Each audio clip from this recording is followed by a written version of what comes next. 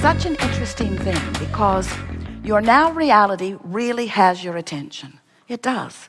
We were watching Jerry and Esther this week. They moved into their new house in San Antonio after 5 years of construction, very slow moving construction. And they've been perfectly happy with the slow moving construction because they've never been there anyway, hardly.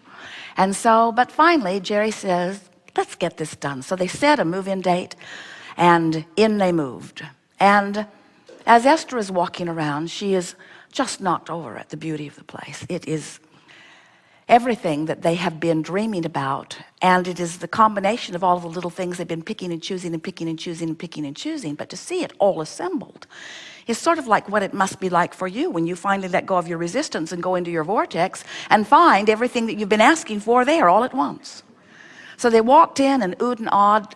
Esther said it was a jaw-dropping experience and took 4 days to get her mouth shut because it was really, really amazing. But they were assigned by someone in charge of this last construction to give a punch list. And so Esther is walking around with her tape recorder looking for things to put on the list that they can tend to in the 5 months that they will now be away.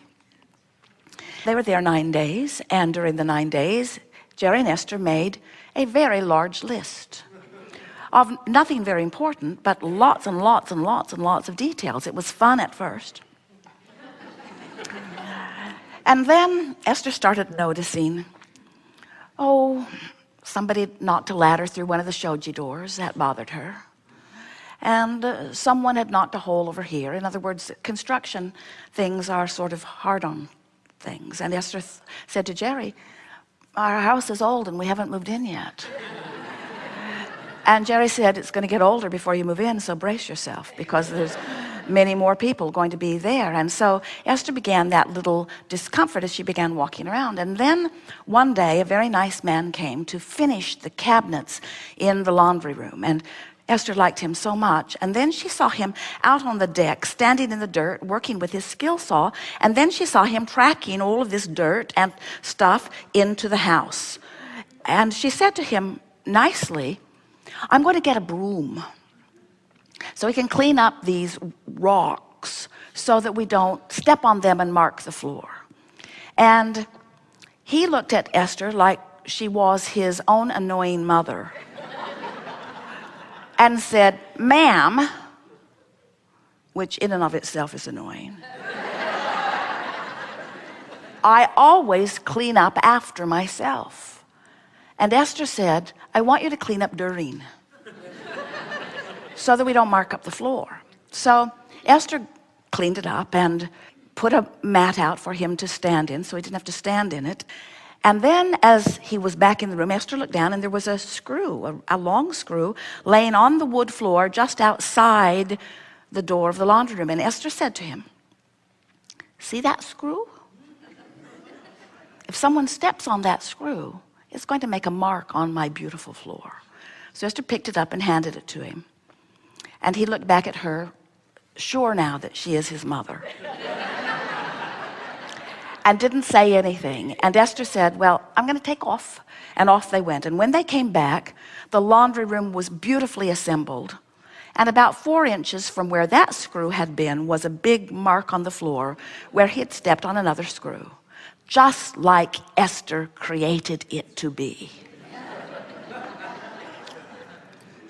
Esther said to Jerry, look, I pointed that out to him. I told him what would happen, and look what happened. And Jerry looked at Esther and did not say a word.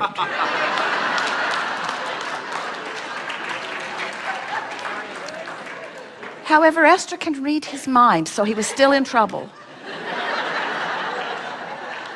At which point Esther said, I hate law of attraction.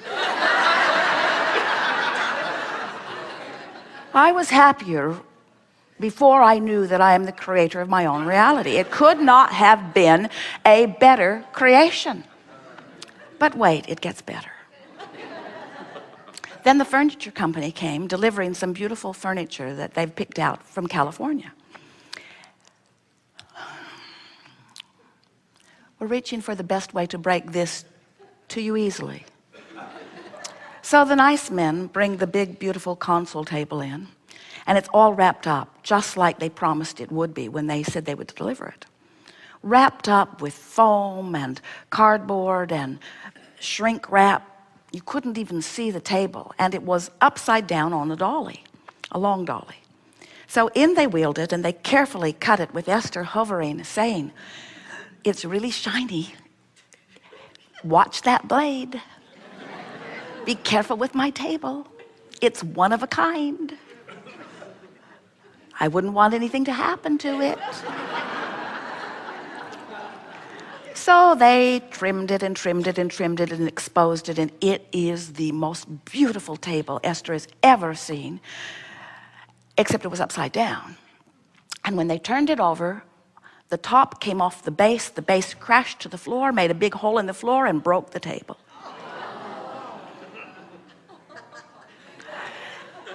Esther said something that would need to be edited out of this recording if we told you. And Jerry said something that would have to be edited out of this recording if we told you. And then Jerry disappeared for 2 hours. Esther called him on the phone and called him a coward. And then Esther proceeded to say to the men who had no blood in their head at all, they were green then white. Esther said, "This was not your fault. This was an accident looking for a place to be delivered to me.